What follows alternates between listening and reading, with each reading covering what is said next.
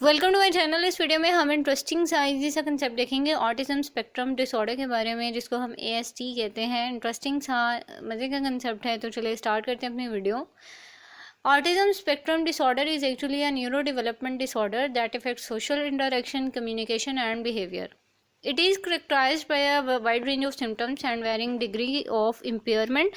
Basically, autism spectrum disorder में होता ये है कि एक person जो है वो उसको सोशली इंटरेक्शन नहीं होता, उसकी उस तरह से प्रॉपर कम्युनिकेशन स्किल नहीं होती है, उसके बिहेवियर के थ्रू पता चल रहा होता है कि that person is not that much confident person, right, कि वो आपको नर्वस नज़र आ रहा होता है। सोशल कम्युनिकेशन डिफ़िकल्टीज़ होती हैं कि लोगों के साथ इंटरेक्शन अच्छे से नहीं कर पाता। हमेशा उसको ये चैलेंजिंग फेस करना पड़ता है कि जब भी उससे एक कन्वर्सेशन जो है वो इनिशिएट नहीं होती, और अगर वो इनिशिएट कर ले तो उससे मेंटेन नहीं होती, या फिर उसकी नॉन वर्बल फेशियल एक्सप्रेशन इस तरह से नहीं होते कि वो प्रॉपर जो है अपने आप को इंगेज रख सके, यानी कि उसको कम्युनिकेशन में बहुत ज़्यादा प्रॉब्लम्स आ रही होती हैं।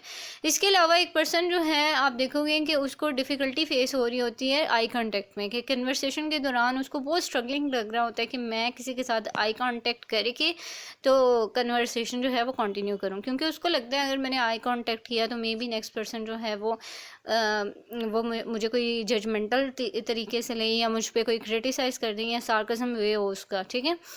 इसके अलावा रेपिटेटिव बिहेवियर होता है कि उसमें आप देखोगे कि वो पर्सन जिसमें ऑटिज्म स्पेक्ट्रम डिसऑर्डर है, वो पर्सन उसकी बॉडी मूवमेंट भी इस तरह से प्रॉपर नहीं हो रही होती। रेपिटेटिव बिहेवियर्स वो शो कर रहा होता है, जैसे कि कभी बार बार हैंड फ्लैपिंग कर रहा होगा, या उसकी बॉडी जो है वो शिवर कर रही होगी, या कुछ लोग जो हैं उनकी टांगों की मूवमेंट होती है वो करते रहते हैं, तो उनकी बॉडी लैंग्वेज भी बता रही होती है that person is not that much capable, ठीक है, कि उसको सोशल इंटरेक्शन में, उसको कम्युनिकेशन में, उसके बिहेवियर में काफ़ी ज़्यादा प्रॉब्लम्स आ रही हैं, ठीक है।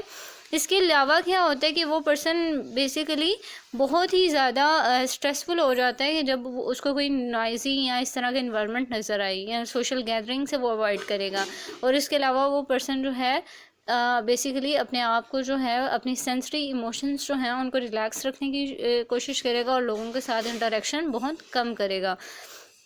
इसके अलावा उसको चेंजिंग में बहुत ज़्यादा डिफ़िकल्टी होगी कि न्यू किसी स्कूल में जा रहा है, किसी न्यू इन्वायरमेंट में जा रहा है, तो उससे वो चीज़ें एडजस्ट नहीं हो रही। क्यों? क्योंकि वो पर्सन जो है इतना कॉन्फिडेंट नहीं है।